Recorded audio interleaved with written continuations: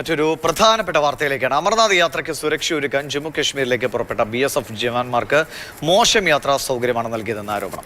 പൊട്ടിപ്പൊളിഞ്ഞ വൃത്തിയില്ലാത്ത ബോഗികളിൽ ജവാന്മാർ തീവണ്ടി യാത്ര നടത്തുന്നതിന്റെ ദൃശ്യം പുറത്തുവന്നു. ശക്തമായ പ്രതിഷേധവുമായി പ്രതിപക്ഷം രംഗത്തെത്തി. 4 ഉദ്യോഗസ്ഥരെ സസ്പെൻഡ് ചെയ്തതായി റെയിൽവേ മന്ത്രി അശ്വനി വൈഷ്ണവ് അറിയിച്ചു. चेंज होने ही चाहिए सर. ये तो ऐसी सिचुएशन में तो आई डोंट थिंक सो कि ट्रैवल करना सही है.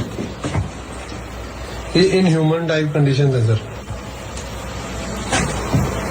पानी पानी आ गया सर, ये क्योंकि खिड़कियां है नहीं, खिड़कियों में सब में छेद है. ये देखिए, ये देखिए क्या सर इसमें क्या दिखाएं.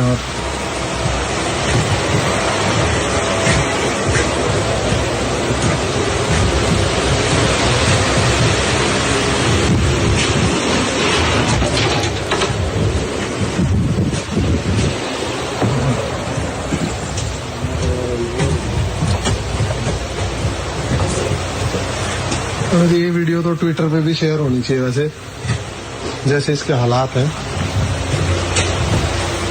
ऐसे तो सर मोस्ट रेवेन्यू जनरेटिंग അനുപദാസ് വിവരങ്ങളാണ്. അനുപദാസ്, എന്തൊരു മര്യാദകേടാണ് റെയിൽവേയുടെ ഭാഗത്തുനിന്നുണ്ടായത്? ഇത്രയും പ്രധാനപ്പെട്ട ഒരു ജോലി നിർവഹിക്കാൻ പോകുന്ന BSF ജവാന്മാർക്ക് നൽകിയിരിക്കുന്ന ഒരു കോച്ച്. ദിവസങ്ങൾക്ക് മുമ്പാണ് നമ്മൾ ചെന്നാബിലെ വലിയ പാലത്തിന്റെ ഉദ്ഘാടനമൊക്കെ ആഘോഷപൂർവ്വം കൊണ്ടാടിയത്. ഒരു മിനിമം മര്യാദ, പ്രത്യേകിച്ചും ജവാന്മാരോട്. ഇപ്പോൾ ഓപ്പറേഷൻ സിന്ദൂറിൽ പങ്കെടുത്ത BSF ജവാന് വിമാനത്തിൽ വരെ വലിയ അനുമോദനം കിട്ടുന്ന കാഴ്ചകൾ കൂടി നമ്മൾ കാണുന്ന സമയത്താണ് ഇങ്ങനൊരു ദുർഗതി ഇവർക്ക് വന്നിരിക്കുന്നത്. അതെ, നമ്മുടെ നാട്ടിലൂടെ ഓടുന്ന ലോക്കൽ ട്രെയിനിൽ ഉള്ള സൗകര്യങ്ങൾ പോലും ഇല്ല. ഏതാണ്ട് 26 മണിക്കൂർ നേരം ട്രെയിനിലിരുന്ന് പോയ BSF ജവാന്മാർക്ക് നൽകിയത് നമുക്ക് ആ ദൃശ്യങ്ങൾ കാണാം. സീറ്റുകൾ പൊട്ടിപ്പൊളിഞ്ഞിരിക്കുന്നു, ബാത്റൂമിലേക്ക് നടന്ന് കയറാൻ പറ്റാത്ത അവസ്ഥ. ഇത്രയും മോശം സാഹചര്യത്തിൽ സഞ്ചരിക്കേണ്ടി വന്ന ആളുകൾ, ഞാൻ നേരത്തെ സൂചിപ്പിച്ച പോലെ അത് ഉദയ്പൂരിൽ നിന്ന് ജമ്മു വരെ ഇങ്ങനെ യാത്ര ചെയ്യേണ്ടി വന്നു. ഇടയ്ക്ക് വെച്ച് റെയിൽവേ ഇക്കാര്യം അറിഞ്ഞതിന് ശേഷം നടപടി സ്വീകരിച്ചു എന്നാണ് കേന്ദ്ര റെയിൽവേ വകുപ്പ് മന്ത്രി ഇപ്പോൾ പറഞ്ഞിരിക്കുന്നത്. 4 ഉദ്യോഗസ്ഥർക്കെതിരെ നടപടിയെടുത്തു. മാത്രവുമല്ല, ഈ പട്ടാളക്കാരെ, സൈനികരെ മറ്റൊരു ബോഗിയിലേക്ക് മാറ്റിയിട്ടുണ്ട് എന്നും പറഞ്ഞു. പക്ഷേ അതല്ലല്ലോ വേണ്ടത്.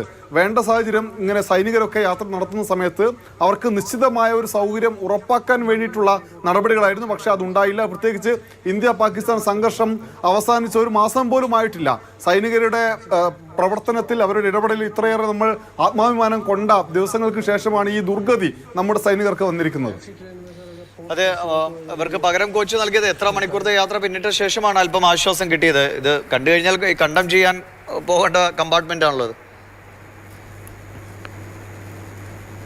26 മണിക്കൂർ നേരം ഇങ്ങനെ സഞ്ചരിക്കേണ്ടി വന്നു എന്നാണ് ഈ സൈനികരുമായി ബന്ധപ്പെട്ട, ഈ ബോഗികളിൽ സഞ്ചരിക്കേണ്ടി വന്ന സൈനികരുമായി ബന്ധപ്പെട്ട ആളുകൾ പറയുന്നത്.